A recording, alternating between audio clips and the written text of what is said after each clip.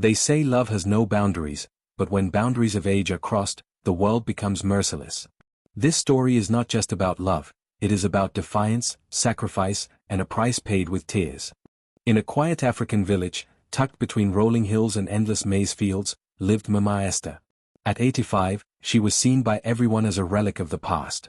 Her back curved like a question mark, her hands trembled, but her eyes, oh, her eyes still glowed with a fire that time had not stolen.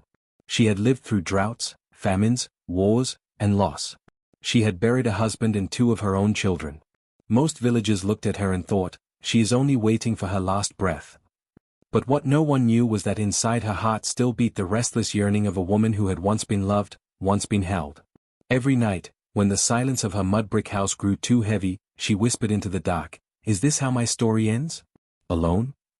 One day, a young man named Daniel appeared at her doorstep. He was 25, tall, broad-shouldered, with laughter in his eyes and scars of struggle hidden beneath. He had grown up in the same village, but his life had been harsh. His parents died when he was a boy, leaving him with little but hunger and hardship. To survive, he worked odd jobs, repairing fences, fetching water, carrying loads. For years, Daniel had admired Mama Esther. Not as others did, seeing her as just an old widow, but as the one person who had shown him kindness. When he was a starving child, she gave him bread. When he was lost in grief, she spoke words that soothed him. To him, she was more than just an elder, she was a beacon.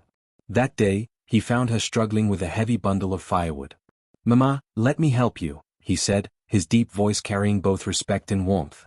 She tried to protest, but her arms gave way. He lifted the wood easily, and she looked at him, really looked. For the first time, she didn't see a boy she had once helped, she saw a man. Evenings turned into visits. He would fix her leaking roof, patch her broken stools, even cook for her when she was too weak. The villagers noticed. "What business does a young man have in the house of an old widow?" they whispered. At first it was harmless gossip, but soon it grew sharper, heavier, poisonous. Yet inside that little house, laughter was born. Daniel teased her about her stubbornness, she laughed like a girl remembering youth. They spoke of dreams, regrets, and fears. Slowly, loneliness slipped away, replaced by something neither had expected. One evening, under a sky painted gold, Daniel asked softly, "Mama Esther, why do you always sit alone at sunset?" She sighed. "Because it reminds me of endings, child. And my life is nothing but endings now." He shook his head, his eyes fierce. "No. To me, sunset means tomorrow will come.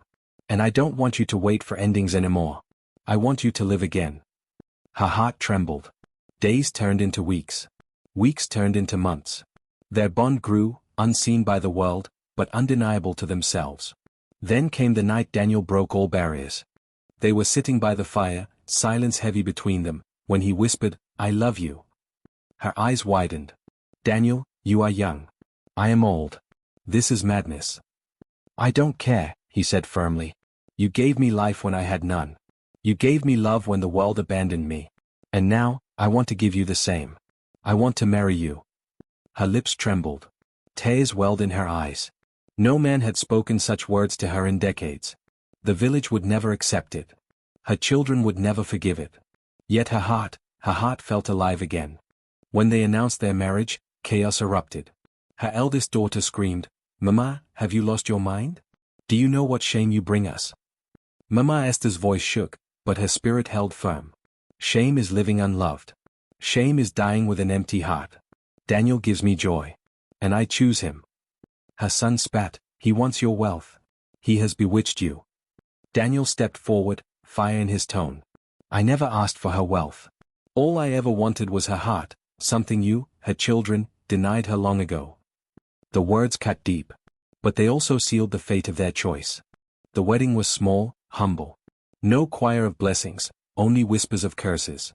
But when Daniel placed the ring on her wrinkled finger, when she whispered vows with trembling lips, their hearts roared louder than the entire world's disapproval. For a while, they lived in happiness. Daniel carried her across the threshold, making her laugh like a girl again. They ate together, danced together, and in each other's company found peace. "Let them talk," Daniel said one evening, pulling her close. "Their voices don't sleep in our bed." But outside their walls, society sharpened its knives. Children mocked them on the street. Men spat at Daniel, calling him cursed. Stones shattered their window one night. Her own relatives refused to visit.